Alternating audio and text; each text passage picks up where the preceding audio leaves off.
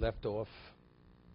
We left off in the Maral, in the 23rd chapter, page Kuf, where the Maral cites the Midrash, Shol Goyechod es Reb Shua ben Korcha. This Gentile asked Reb Shua ben Korcha, Mora HaKadosh Baruch Hu ledaber Moshe mitoch hasneh. Why did God choose to speak to Moshe when he communicated him in the burning bush? Why did he choose a briar bush? A thorn bush. Amalei, ilu mitoch choruv oshikmo. So he answered the non-Jew. He says, if he would have chosen a carob tree or a sycamore tree, kacho yisashoel, would have you asked why? Why did he choose that kind of tree? Elo tziacho chelek yefshel lamdoch. Shein mokum poni b'lo shchina afilu sneh. The reason why he chose even the thorn bush to indicate, to show you that even something as lowly and as worthless and as almost representing something which is not life, even there God's presence is found. There's no location in existence where God's location is not found. What is he actually saying? Ki adraba, just to the contrary. Yosem yuchad asnel gilu eshchino shibchol mokum. God's presence is all over. There's no location, there's no vacuum in existence where God is not. So the thorn bush reveals this concept greater than anything else. Since the divine presence revealed itself in the thorn bush, that tells you there's no location which is specific for God's presence. God is all over. But if God would only allow his presence to manifest itself only in a location of majesty, a majestic type of tree, maybe one could consider saying, God's presence only lies in a location of prestige. So the thorn bush, the briar bush, indicates the all-inclusiveness of God's presence. It's not a detail. It represents the totality. The thorn bush represents, as much as its lack of value and worth and lack of beauty, that bush has a greater representation of God's presence than the tree of majesty. Therefore, that is the appropriate location for God's presence to reveal itself. Now, it's interesting. It's beautiful. If you follow this approach, God gave the Torah in Sinai. Why did he give the Torah in Sinai? It was the smallest mountain. Of all the mountains that God could have chosen, Sinai was the smallest of the mountains. So simply means, of course, to indicate the humility that despite God's presence and God's omnipotence, nevertheless he chose the smallest mountain. According to what we're saying now, no, just the opposite. Choosing Sinai is the equivalent of choosing the thorn bush. Why did God choose the thorn bush rather than the sycamore tree, or a tree which represents something more majestic? You would think, where is God only in locations of majesty? Something which is lowly and as representing something which is so devoid of life, which is the thorn bush, the briar bush, that concludes and reveals God is all over. The location is irrelevant to God. God is all-inclusive. That God chose the lowest mountain rather than the most majestic mountain communicates the same idea. It has nothing to do inappropriate. As God is here, God is all over. The mountain is irrelevant. This only indicates and opens your eyes, gives you an understanding that there's no location where God is not. It's only you see God here. But factually, where is he? He's all over.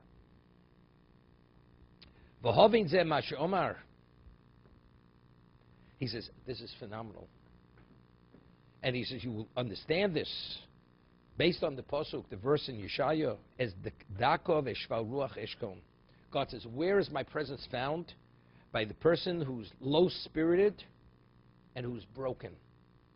You'd say God should be associated with the low-spirited person, the person who's seen by humanity as worthless and of no value. God said, that's where my clothes is. What do you mean God is there? Because only there could you appreciate. If God is there, that means God is all over.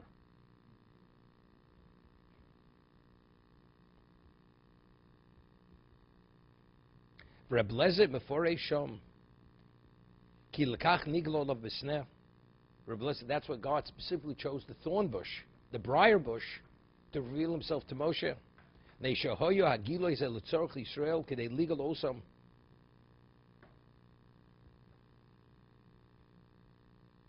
God revealed himself in that location, in that type of setting, to indicate that he will redeem us. Why? What was our predicament at that moment? We were enslaved. It was the worst moment of our bondage. This was the low point. These are my people. As they're at the low point, you know where my location is?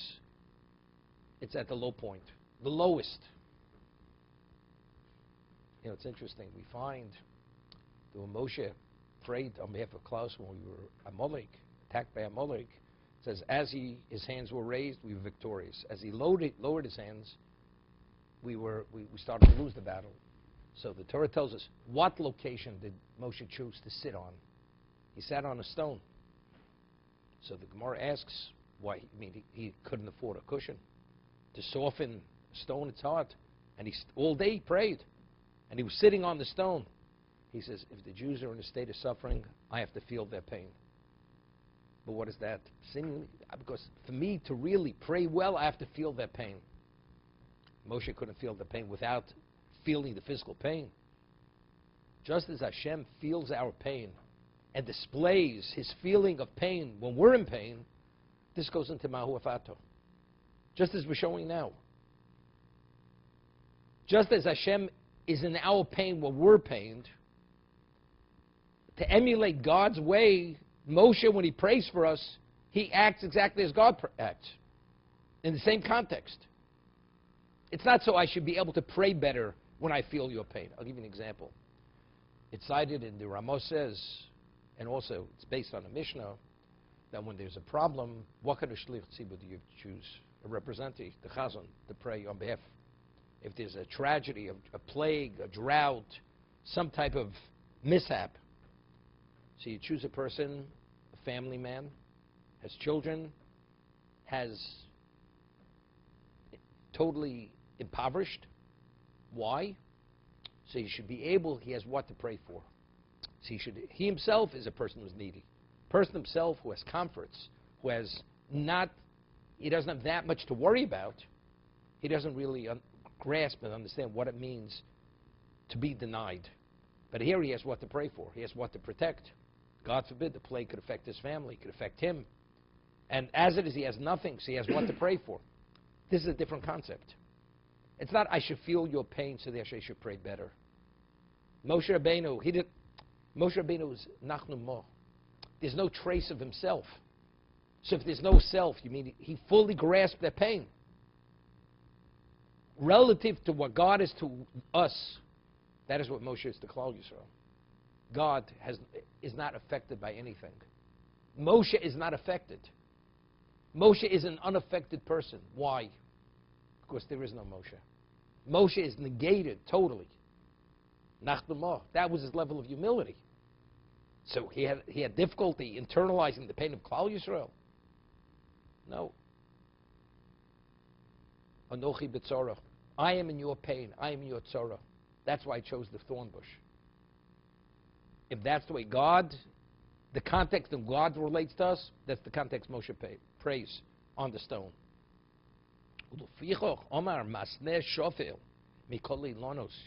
Just as the thorn bush is the lowliest of all trees, we are the most downtrodden of all the nations. So where am I? I am at the low point.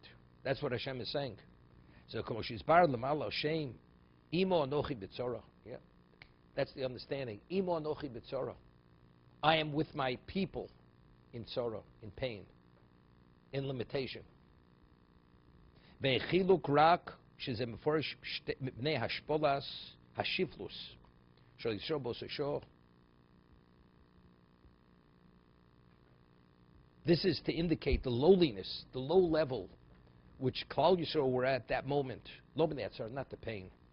Rabbi Yosef Rosh Hosam l'kach nigelov b'sneh.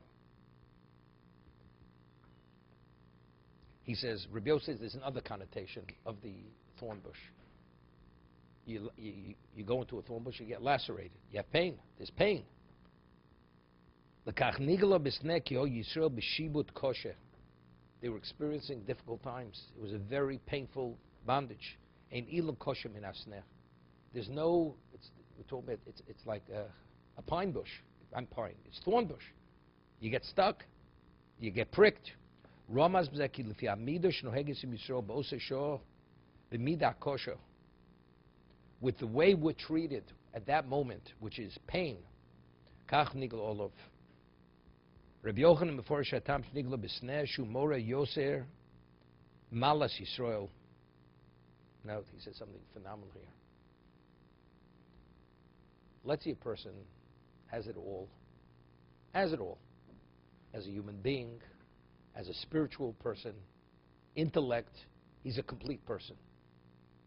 Does he have any does he have a need to ornament himself or display himself to impress anybody? He's self-sufficient. I have it all. What does the thorn bush represent? Nothing. You know something? The Jews don't have to prove themselves to anybody. They are everything. You know when you need majesty, you need all this. That's to bring yourself, to give yourself a sense of value. You know? Person needs the cosmetic to enhance who he is, to show who you are to others. We don't have to show who we are. We are what we are. It's innate, intrinsic in ourselves. We are that. What's the difference in a person not arrogant? A person is truly self-sufficient, confident, and he's very comfortable with himself. He doesn't have to tell anybody who he is. He could come into a room. He doesn't have to speak to anybody, and he's there because he wants to be there. But nobody knows who you are. The person is there for what? What does anybody have to know who I am? It's not because he has a complex, and that's why he's remaining silent. Look, I know who I am. If I know who I am, why do I have to tell people who I am? The person who's concerned that people don't know who he is, he has to tell them who he is, because he has a need. So what is the thorn bush? What does it represent and display? I don't need all this. I don't need the ornate, ostentatious house and furnishings. I'm not here to impress. Because that's not my value. That's not my purpose. My value is my completeness, my perfection. That's a Shumore Yosef Malas Yisrael. It displays the dimension, the exalted dimension of Klal Yisrael. Zeki Yisrael in Tachlis Ushleimus Olam. We are the purpose and the value of the world. Nivdolim Mikol Mitzias Nosen LaOlam Hashofel Hazeh Geder Vashlama. We give value to the world. The world gives no value to us. Kama Geder Shu Hashlemo. Hashlama. He says something phenomenal. Agino. You know, today, what do you do to protect a very valuable site where people should not cross? You put barbed wire. Not a fence. Barbed wire. At one time, what did you protect the garden with? That predator animals should not come in. You planted thorn bushes. So the animal comes, it gets stuck, stays away from it. We are the equivalent of the thorn bush to the world. He's bringing out a different point. I said different than the Maral. He says the thorn bush is the Geder. That's the protective fence. We are the fence to the world. We give value to existence. Without us, there's no world. Without the fence, there's no garden. There's no orchard. Of course, it's going to be trampled and it's going to be destroyed by people entering in there.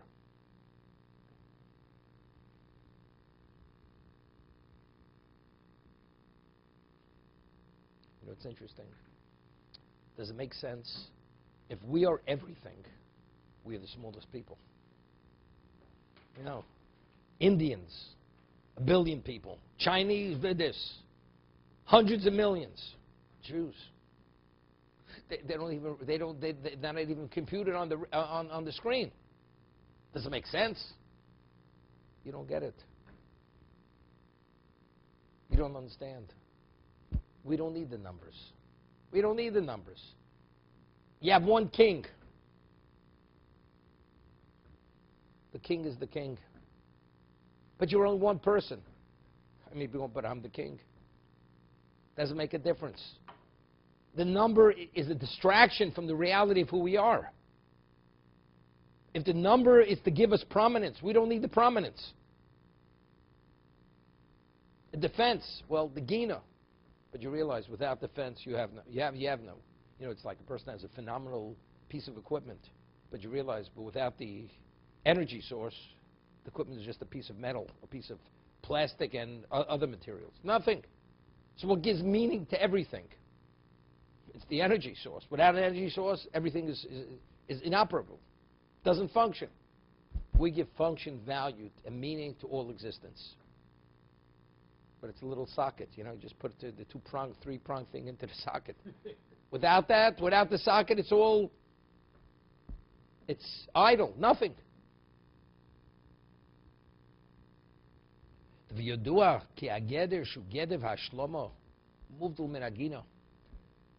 know, the fence is not part of the garden. The fence encloses the garden. The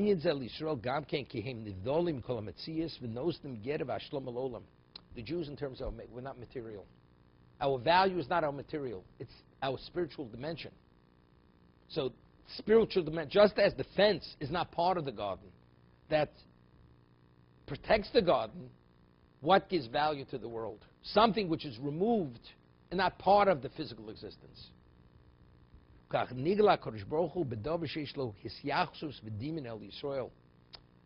relationship is with the Jewish people. What is that? That's the thorn bush. What does the thorn bush represent? That's the fence. It's not part of the garden. But that's the protective barrier to give the garden that it should exist. The garden exists because there's a fence. If not for the fence, there is no garden. The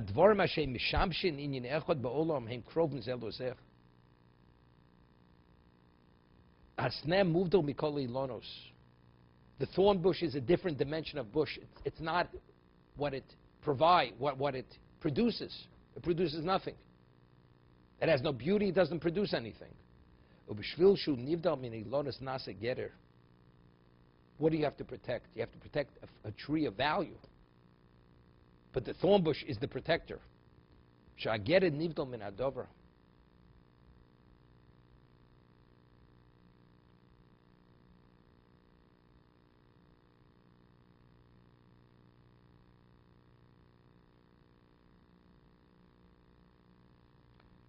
Now, the first bracha of the Shemon Esrei, what does the bracha conclude? Mogein Avraham. So what's a shield? Shield is a getter. Without the shield, you're vulnerable to attack. Same thing. The shield is removed from the person. But without the shield, what happens? The person becomes the victim. It's a separate entity. Hashem says, I'm with the thorn bush. As the thorn bush is not part of the garden, but it protects the garden, God says, what is a God? God is totally removed from this existence. But without God, there is no existence. It's because He wills the existence.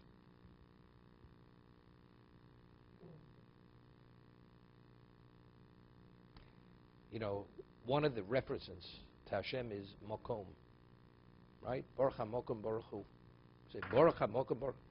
So the Midrash tells us, Eino Olam Mekomo, the world is not God's location, but Hu Mekomo Shalom. He is the location of the world. So the way it's explained, the Reb Chaim Volozhin explains it in Nefesh HaChaim, where you say you have a tabletop, and you put something on the table. You say, what is the location of the item on the table? It's the table. The table contains the item. That's what it is. The world does not contain God. Why does the world exist? Because God wills existence. So what is the basis for the world? God's willing it. So just as the table's to the item, God is to the world. He's Makom Shalom. He is the location. He's the equivalent location, because if not him, there is no world. Now, why is there a world? Because there's a Klal Yisrael. Similar, I'm speaking. If you don't have the thorn bush, you don't have the garden. You don't have the orchard. So although it's a tree, but it's a tree which is different than every other tree. It's the lowliest, but it's the necessity to have. You can't have anything without that. Because everything becomes destroyed if not for that. Can't continue.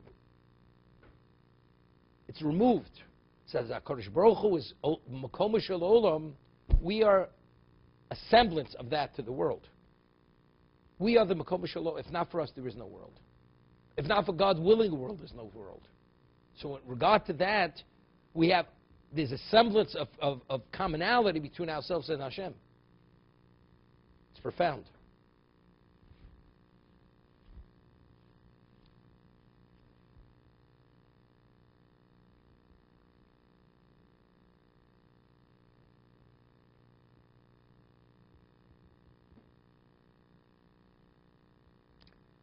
Again, a rose bush. You buy roses. There are thorns on the rose. You can literally, if you grab hold of the rose, you can, unless you have just a flower, you'll lacerate your hands. The flower is the top, but the stem is full of thorns. So it's thorns with a rose.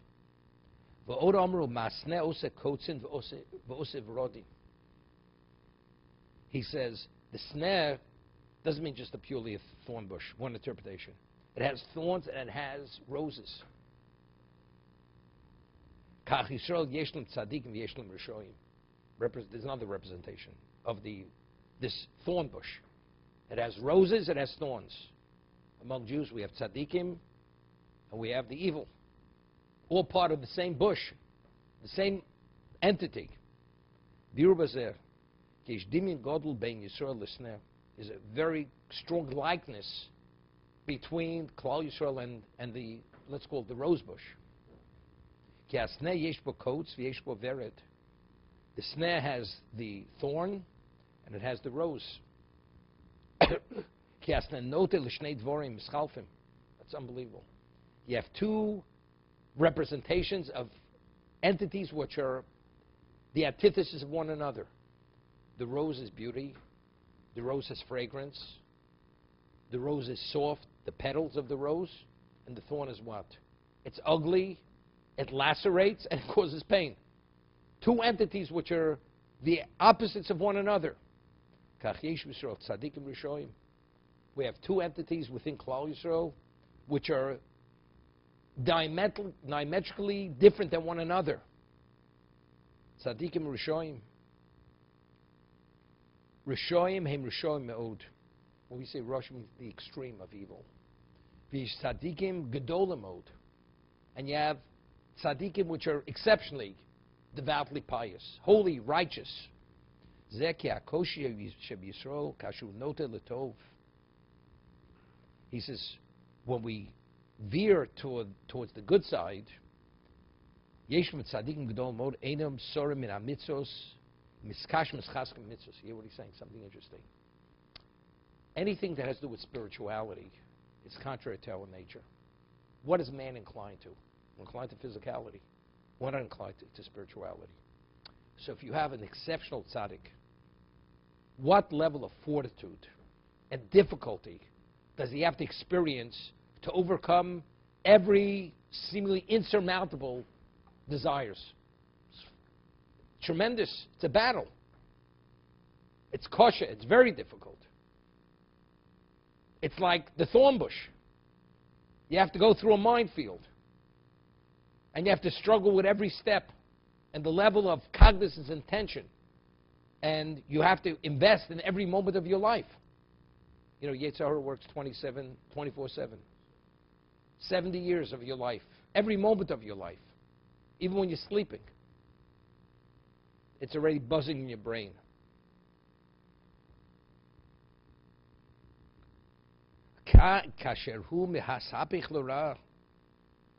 What about the person chooses, instead of investing his ability to overcome all the temptations and all the struggles to be the tzaddik, what happens? Yesh bem koshi shem ma'anim l'shmo kshe'oref. What happens? We become stiff-necked. When are we referred to as the stiff-necked people? When we're doing mitzvahs. It's when we're unyielding to good. Right? What happened after the Chet Egel? Hashem says they're a stiff-necked people. Right? They have a mind of their own. They listen to no one. Obstinance. Hear this.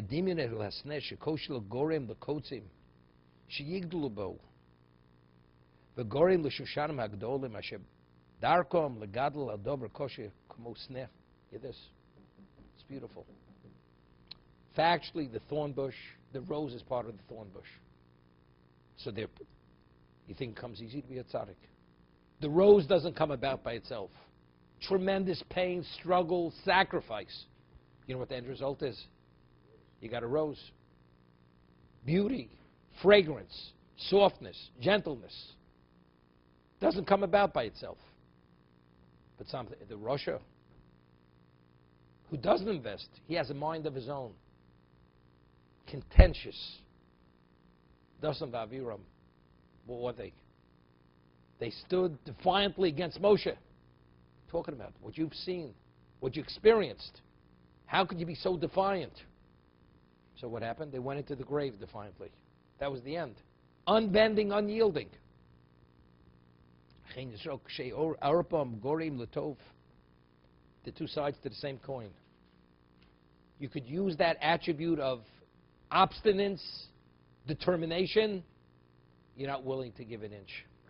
I will not give it to the Yetzer Hara, to the inclination, as much as an iota. I will fight it to the end. That's all. That is the characteristic of unbending, to be invested positively.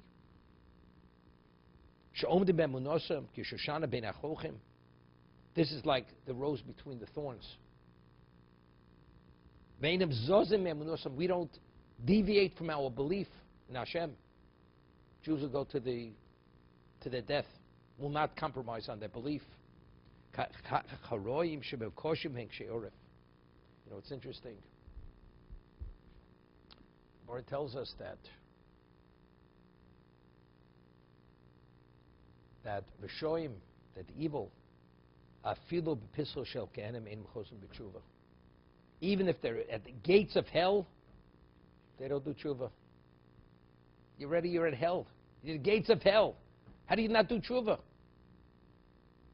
Obstinate. Not giving in. They're not giving in. So that quality is to their detriment. But that same obstinance, this intensity of independence, I am who I am. I will not yield. Unyielding. Avram was unyielding. It's very interesting. There's a medrash, quotes a pasuk from Shir HaShirim. There's a pasuk that says, Omani choma, I am a wall. So Hashem says, before Avram was thrown into the kiln, Hashem says, I'm giving you a choice right now. You could be like a stone wall who repels every attack. Or you could be like a plank of wood which could become defaced and you could rot. What do you choose to be? Avram says, I will be the stone wall which will repel every attack. I will go into the fire to die for God. And he went into the fire. And he went to the fire to die. I mean, isn't it foolishness? At least you have a chance to live. So you bow. It's irrelevant what people think. You'll continue living. And you do your thing. I will not compromise as much as an iota on my belief. That even it should be thought for a moment what my value is. I will die for my belief. And he went into the fire to die. So what happened? Of course, he came out of the fire. Hashem performed a miracle for him. But that was his level of determination. Stiff-necked. But you realize it's unbelievable. Terach was the father of Avram. He was an idolater, pagan. To what degree was he committed to idolatry? You know what degree?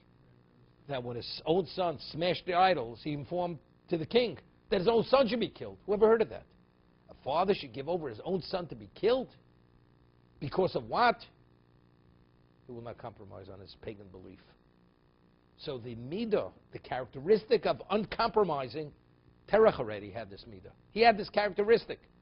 Avram had that characteristic too, except he fully invested it in the positive, not in the negative.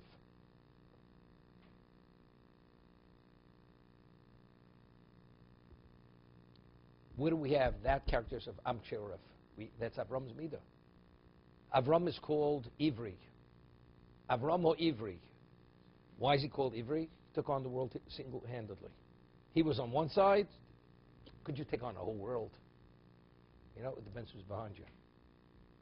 Depends who's, one person cannot take on the whole world.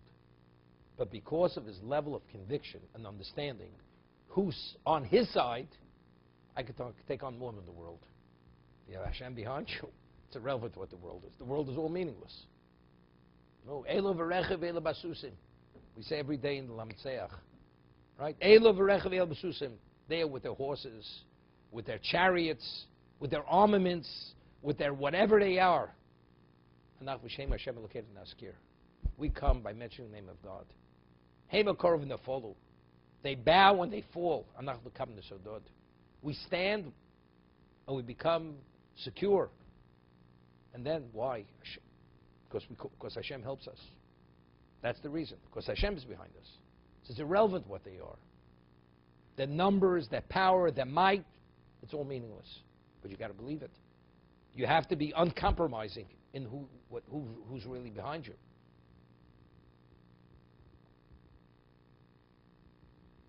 But it's unbelievable. The rose bush, what he brings out. It has the thorn. But when does it produce? Why does it produce that beautiful rose? The beauty and everything. It doesn't happen by itself. The Gemara says in Sanhedrin, Gedolim tzadikim yosem mimalchei hashoris. Tzadikim are greater than the greatest angel. The greatest angel. So the Rav Chaim Volozhin explains, this means what? A tzaddik is able to comprehend, fathom as much as an angel could comprehend. Of course not. An angel, you have Ofanim, Chaysa Kodesh, you have different echelons of angels. What they understand, no human being could ever understand. They're endowed with a level of understanding and clarity which is, relatively speaking, unlimited. A human being is finite, limited. So he explains, the greatness of an angel is not what he understands. An angel understands because he's endowed with that understanding. A tzaddik, how does he become a tzaddik? Nobody's born a tzaddik.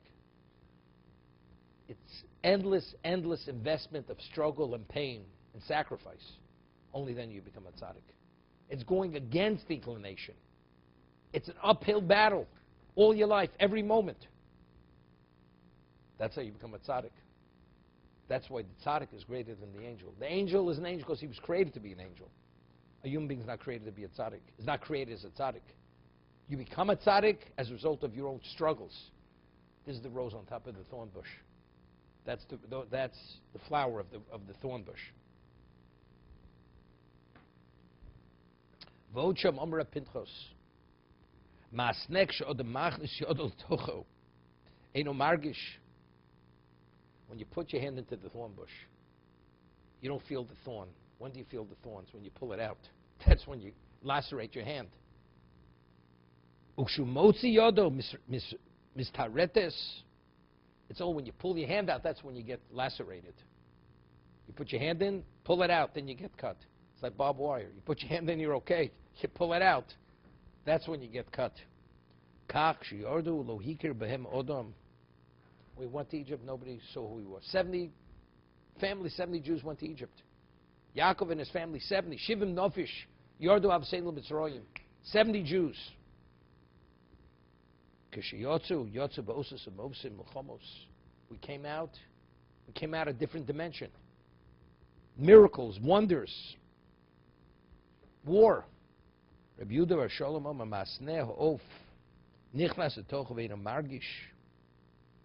bird flies into a thorn bush. He doesn't realize what he's going into. But what happens when he goes in there and he gets its feathers all entangled in the thorns? Now it wants to come out. A good part of the plume is left in the thorn bush. K'sheyotze knofav mismartos, its plume becomes torn. Kach shior Avram lemitzrayim lo hirgish bo brio. When he went to Egypt, he went as a man who was leaving a location of famine, came to Egypt. What happened when he left Egypt? Then they knew what he was. What happened to Paro when he took Sari Menu? He became the whole household, the palace that was smitten with what? With Negoim. Where all kinds of plagues came upon them. The Hashem is Paro, Atkan, Bir Dovazeg. Niflamot, he says, understanding it, this is profound. Well, Medrash says, but after Moral gives you a taste and understanding of an insight, what Chazal are telling us.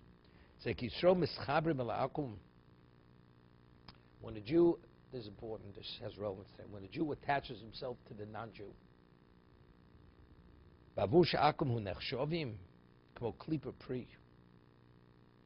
he says, what is the value of a Gentile, of a Goy? What's its value? What's the value of a non-Jew? Why did God create this world? Avi, why did God create this world? For the Adam.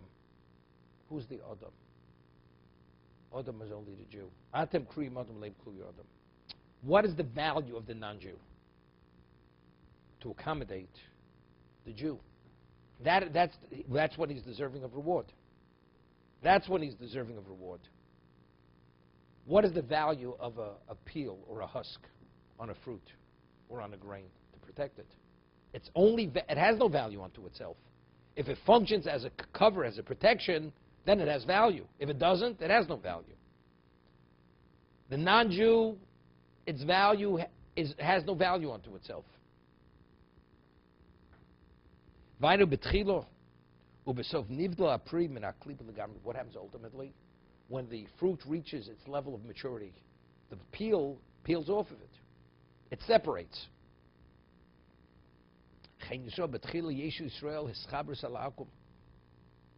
Initially, when we began developing as a Jewish people, there was a slight degree of commonality with us and the non-Jew. We were tightly attached. But ultimately we separated. Totally, we became a different dimension. When did we become a different dimension? When we left Egypt. We had no relevance to them any longer.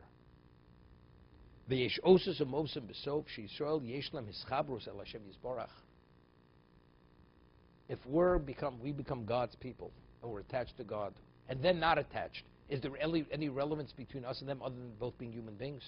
Being part of the same race? The human race?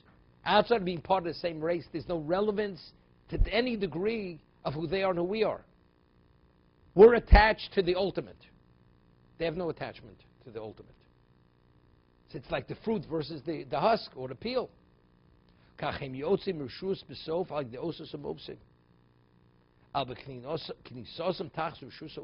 initially when we went to Egypt, when we were under their dominance, and kanisim, there are no miracles.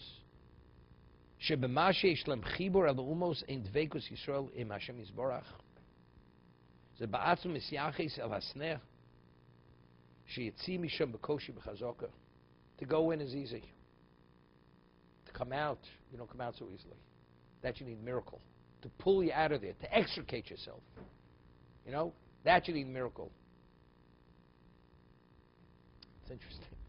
A person is incarcerated in a prison. The walls are, each enclosure is 60 feet of solid concrete. Then another 60 feet. Reinforced with lead. And poured concrete. 80 feet walls. When they take you in there, you go in easily. Try to get out. You need miracle to break to demolish the prison. You don't get out so easily. Going to Egypt was easy. Let's see you extricate yourself from Egypt. Only God could take you out of there. You need miracles, wonders. And why were you able to? Because you became a non-physical person. Because you became attached to something which had no relevance to that location.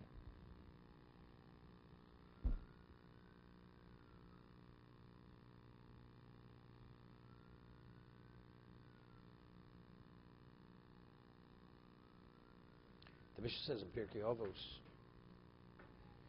that a person is willing to accept the yoke of heaven upon himself, God will remove the yoke of government and of material needs. But if not, then you're subject to their yoke. That just says in Mishnah Pirkei Avos. What does that mean? If you're willing to accept the yoke of Hashem upon yourself, God so simply means, Hashem says, you dedicated to me, I'll remove all interference. So if you're bound to the government, to all the responsibilities of them, you're not able to serve me properly. So therefore, I'll remove them. It's much more than that, the way he's explaining it. If you want to truly attach yourself to spirituality, to the ultimate of Kedusha, something which is removed from physicality, then you have no relevance to them any longer. They only have relevance to you because there's a commonality between the two of you. You're physical, they're physical. But if you want to live as the spiritual person and serve Hashem as you're supposed to, then they no longer have relevance to you. They can't dominate you. They cannot.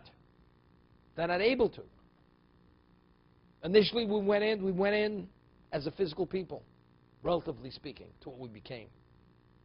To come out, why were we able to come out? With Nisim Niflos, Hashem took us out. He extricated us because we became a different people. We became a different dimension.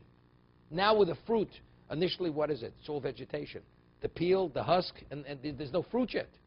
But as the fruit develops, then you see the difference between what the husk is and what the fruit is. Same thing. When we were ready to become the Am Hashem, we were no longer the physical people. So what we were surrounded with has no relevance to us any longer. Therefore, we leave.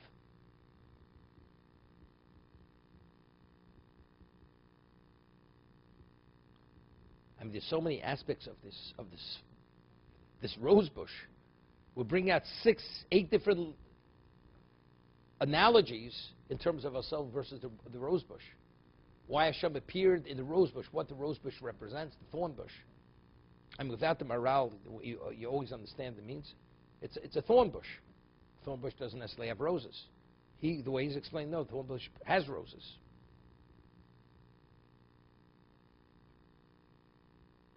Ocham Rav Nachman ben Osher b'Yishmua bar Nachman Omar ki lekach nigle b'sneh. Here's another reason.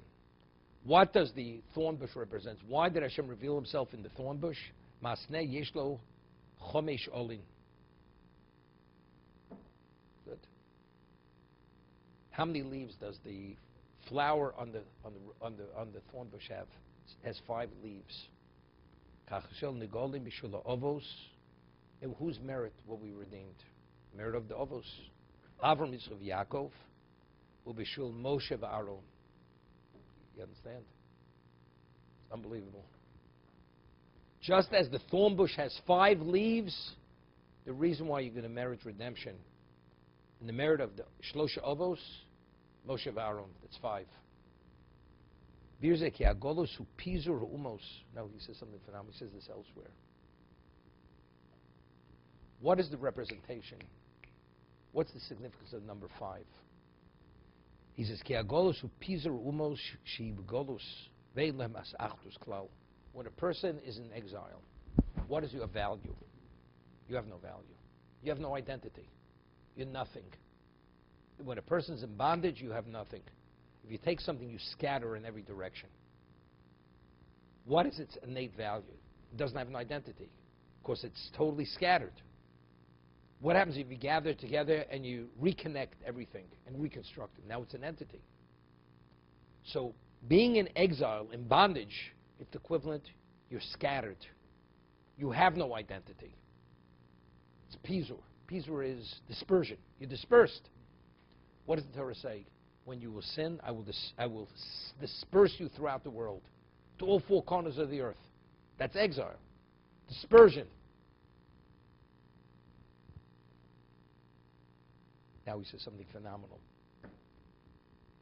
Va'agudu hepech zer shi kibutzos achtus osam she pezurim furodim v'kori pezureni ben agoyim und v'tzitzenu mi'arba kanfasoretz b'kanfas. What is? It's the ingathering of the exiles. Exile means scattered. What is Geula? It's gathering them in to reunite you, to become an entity. Very important. What does the number 4 connote? Golus. If you have 4 things in 4 corners, one corner has nothing to do with the other. You will be scattered to the 4 directions of the earth. That means, indicates one has nothing to do with another. When you scatter something, I will scatter it to the 4 winds, to the 4 corners of the earth. That's to emphasize the degree of what? Of becoming a non-entity. V'chamisha, what's 5? Hu mispar misyaches el agula. 5 represents gula. Why does 5 represent gula? They're very important. Famous Maral says no. Zekia chamisha arba la'arba ruchos ve'echad be'emtza. What happens if you have 4 things in 4 corners, and you put something in the center point? What does the center do? The center brings it all together. That brings it together. The center point. That unifies. The center point unifies the 4. The unifying factor is always the center. When it says in Pirkei Avos, what is an aguda? Aguda is always 5. Aguda is 5. It says in the Mishnah, if 5 people learn Torah, the Shechinah is beineim. And cites a pasuk. It says, Minayin chamisha oshim ve'oskim b'Torah, shenem v'agudosa l'eretz yosto, yosodo. K'moshin isbar b'sefer derech chaim, yisbar l'kam b'hagoda. U'lefichach chamisha sod hagula. 5 represents the geula. It's the ingathering of what's scattered, separate, to unify it.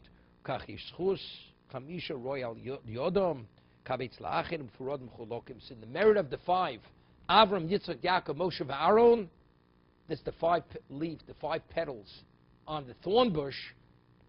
That represents, because they're 5, therefore I'm here.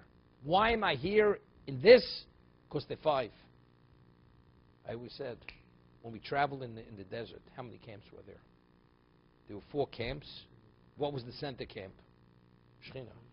So what was the ma'achi? What was the unifying factor that gave us value? We have no value whatsoever. But if Hashem is the center, that's the unifying factor that gives us value.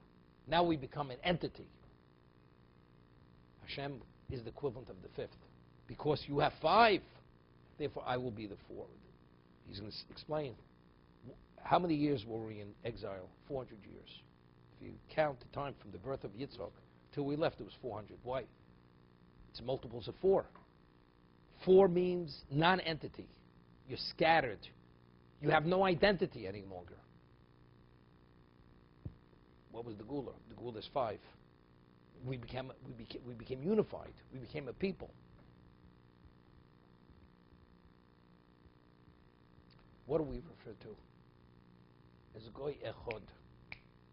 We're one nation. What is the concept of one? One is not divisible. Right? 1 is not a divisible number. You're 1. The 1 is really 5. If you have the center, everything becomes 1. That always becomes, that's the unifying factor.